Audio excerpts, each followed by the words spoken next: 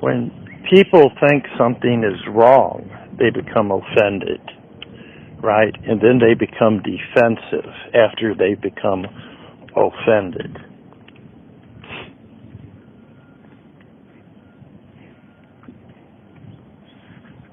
And then the war starts.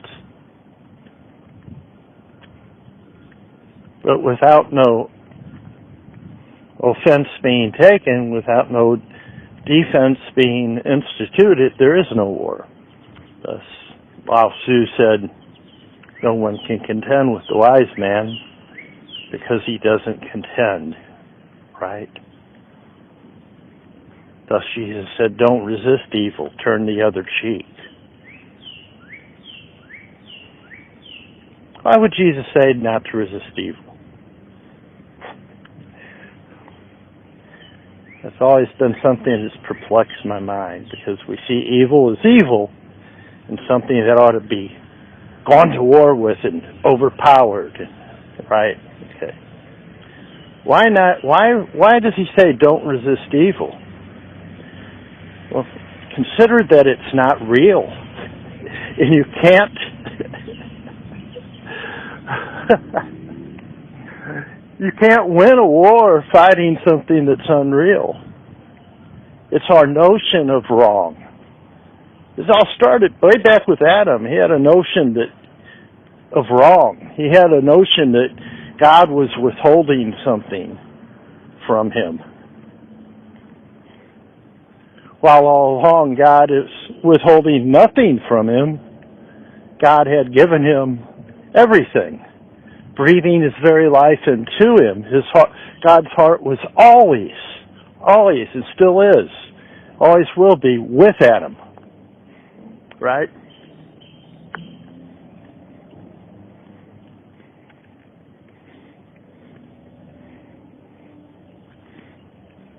And if we say that we really believe that all things work together for the good, then what's really wrong? See, this is the real gospel. The real gospel is that there's nothing wrong. There's never been anything wrong. That our illusions and delusions of being wronged and taking offense and becoming defensive is the root of the problem.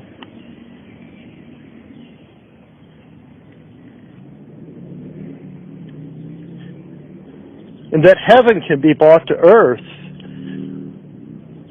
by seeing through those notions, accepting and bringing love to whatever we encounter, rather than fighting it.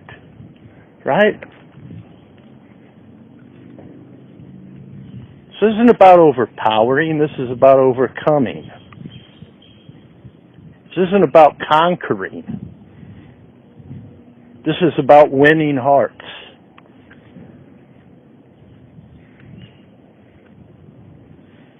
And we can look at the early Christians when they were being persecuted, thrown to lions, and tied to stakes and burnt alive and crucified, and because other people seen what they were doing and believing as being wrong, right? And they took offense to the Christians. And they became defensive and became of ill will towards them and persecuted them. Yet when we look at the text of that time and the history that was recorded on numerous occasions, more times than not, I dare say, the Christians accepted what was coming to them. They didn't see it as wrong, but they seen it as an opportunity to glorify God, and died with smiles on their faces, in perfect peace, in bliss. They suffered without suffering because they didn't see what they were encountering during that persecution as something that was bad or wrong. They had this notion that it all works for our good, rather than I'm being depreciated or something's being taken from me by this experience, by this relationship that I'm having with the people and the world around me.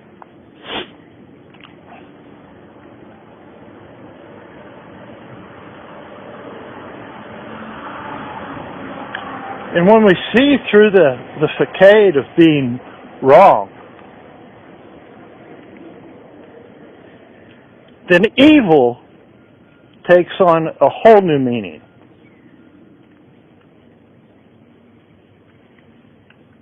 Evil is not what we always thought it was. Rather, evil is the very notion that there is evil, if you can understand that. The evil is the very notion that there is something evil out there. And that's all it is a notion, and it's a lie. It's a lie. Thus, Jesus called Satan, the devil, the father of lies.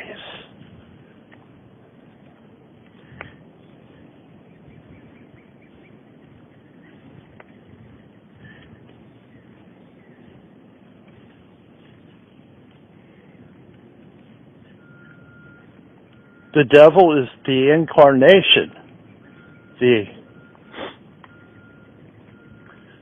notion of wrongness that has come into the flesh, that has come in the flesh, that has manifested itself in the wars and the rumors of the wars and the famines and all this stuff, and that man brings on himself by his resistance to the very natural and pristine and immaculate and innocent world that he was put into.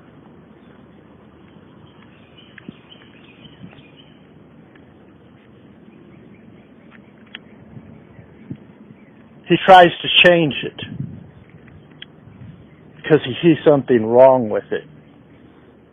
He sees something wrong with work, so he must work at making things convenient. Fast food, fast cars that pollute the body and the atmosphere.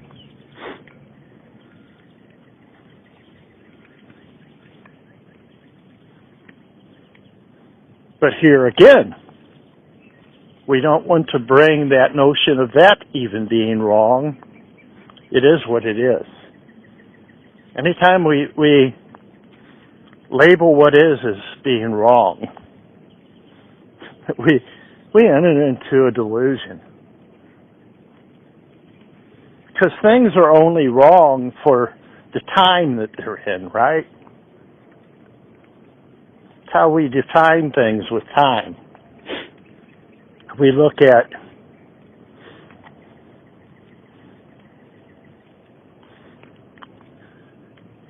eating a horse in times of famine and to survive, and there's probably nothing wrong with that, right? You need to.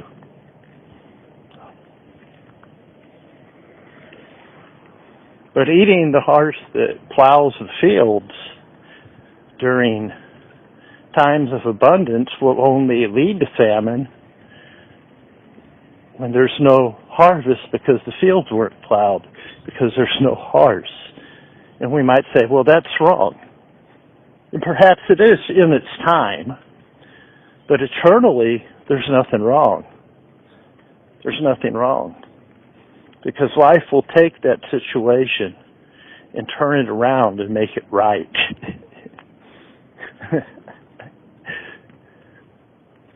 So we don't even need to resist it. We just need to let it flow. We don't stop war by fighting the people that are trying to defend themselves. All we do is enter into it.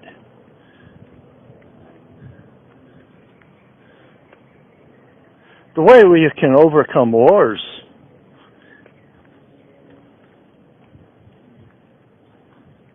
is by letting the fire burn itself out, for one thing. If you let people go their own way, then they suffer. They reap the fruits of their own devices. In Proverbs it says that God will turn people over to their own devices. In the New Testament it says that He'll turn them over to their reprobate mind. Why does He do this? Because He knows that that will lead to suffering, and that suffering in turn will eventually cause them to awaken, see. And then when they see the folly and the vexation of the spirit, the pain that that brings, they'll abandon it when they come back to their senses, when sanity returns. And they, seeing it, make that decision, that wise decision to stop fighting with it all. Let things be and just be. Let things be and just be. See, even yourself, not just letting the world around you be, but you too. Let things be and you just be. Just be. Why do I say that? Because really there's no difference. There's really no difference. It's only the mind that makes the differences. The yolk and the white and the shell of the egg are not separate. They're all one egg.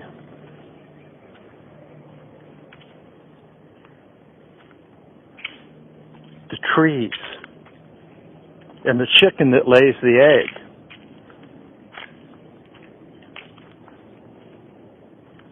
And the men that walk upon the face of the earth.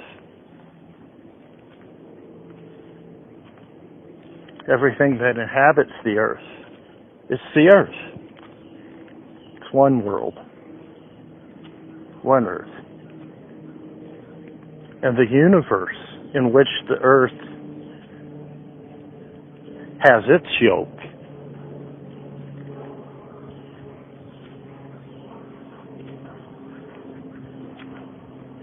is one universe.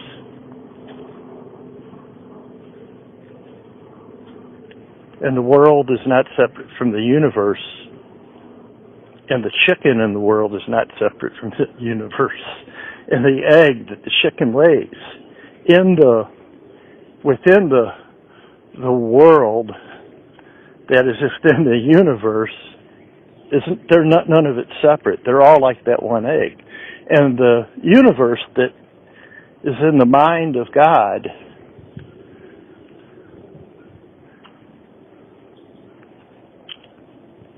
that contains the earth and the chicken that lays the egg and the egg. It's all one. So we see Jesus throughout the Gospels consistently making statements that allure and lead us to the realization and the desire of God for us to awaken to that oneness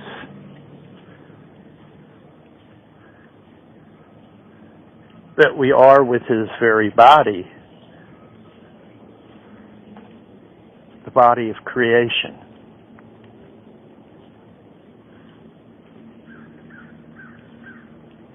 That He breathes His Spirit into.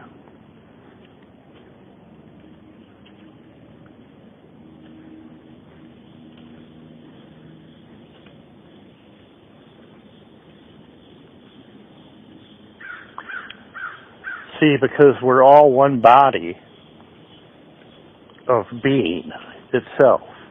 We're all one body that shares.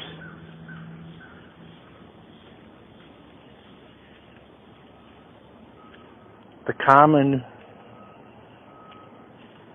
framework of being made or created by God, allowed to be by God. He said, let there be, right?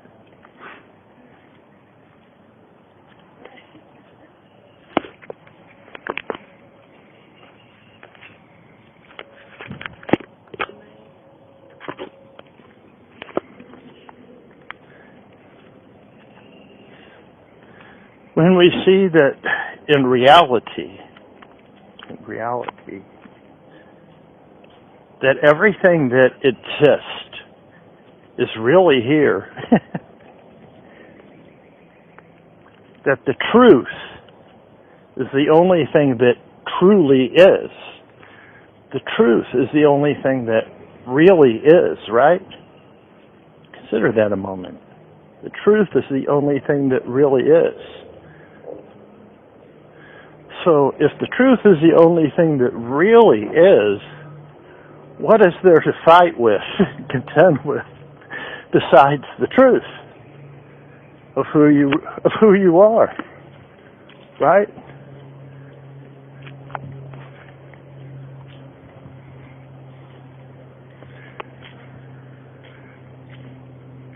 When you finally understand that at a visceral level, at a gut level, when you finally grok that, it's like there's this peace that comes over you. Your mind settles down. It's not always trying to figure out the way out, the way in, because the way out and the way in are the same.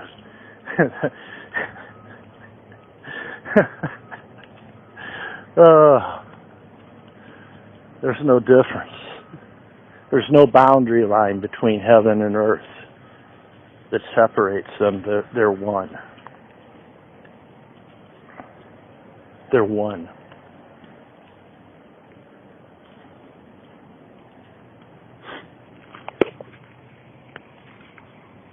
Being one with everything, I come to peace. I lose all fear.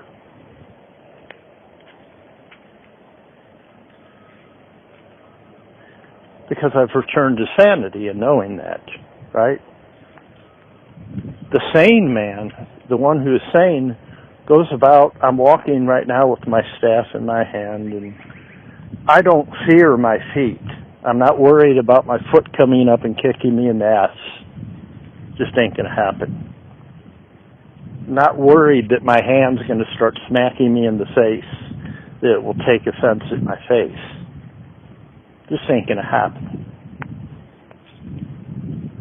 If I thought so, I'd be at war with myself.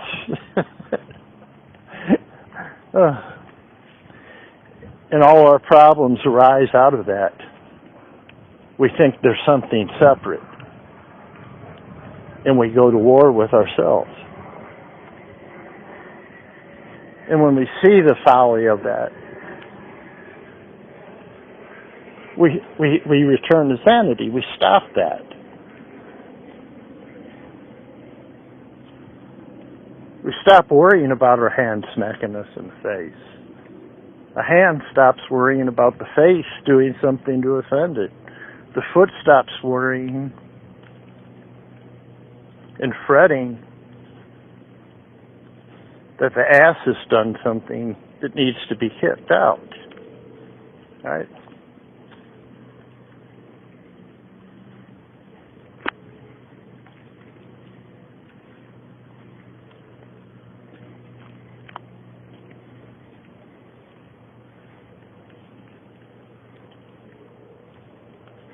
But when we allow ourselves to settle into being that one body of being,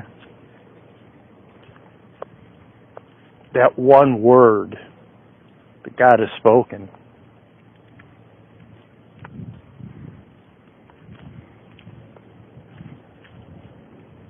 that one thought that God has thought that encompasses everything,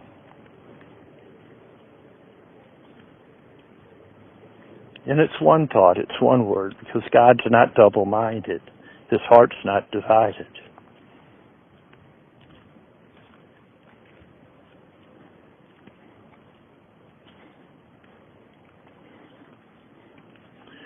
And it's a matter of settling into that oneness by just relaxing, untensing ourselves, unsquinting our eyes. Stop contracting inside of ourselves and building these layers of defense, this armor of this false self, this ego, this imagined self around us, and becoming soft and pliable and gentle and meek. And allowing ourselves to be that.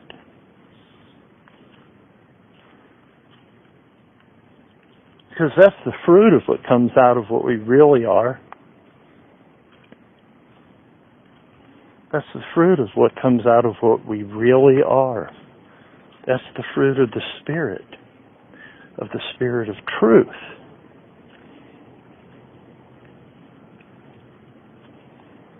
What comes out of that Spirit of truth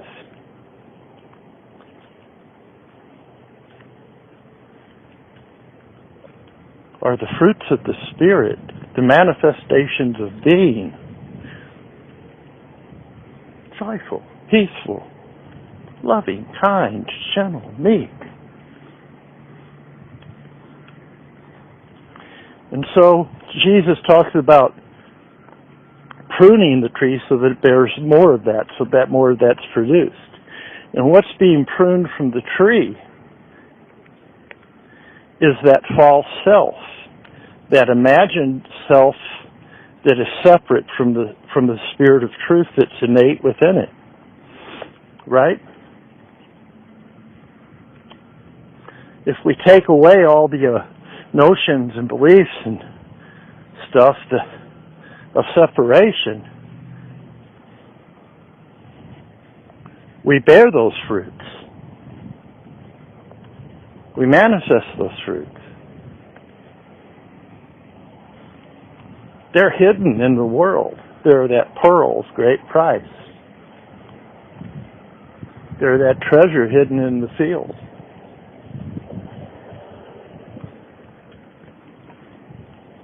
What is this world?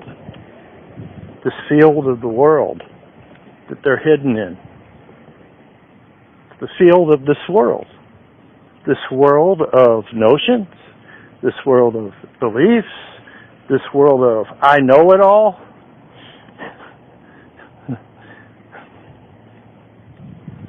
That world. Its own little world. Its own little world, separate from the one body of creation.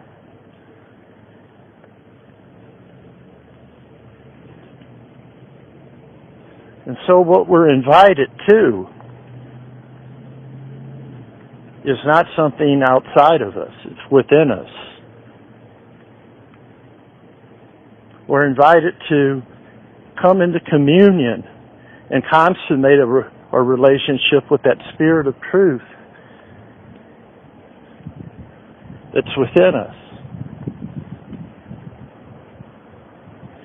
So thus Jesus said, the kingdom of God is within you. It's within you. It's there. It's buried underneath all that world. This isn't real.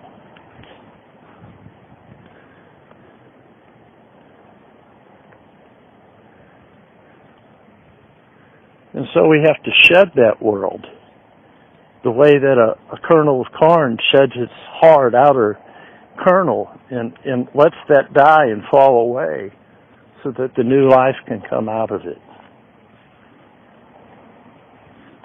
Then that kernel of corn, which was born once, is born again. And what's it being born? Not in anything separate than what it already is. It's being born back into what it's always been.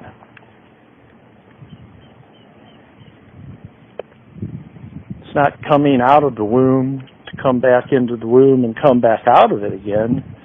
It's a coming back into being itself. The sanity of being what you truly are. It's that. Consider that. Consider these things. Love you guys. Bless you. Bless you. I like blessing you because I bless myself. Namaste. Godspeed.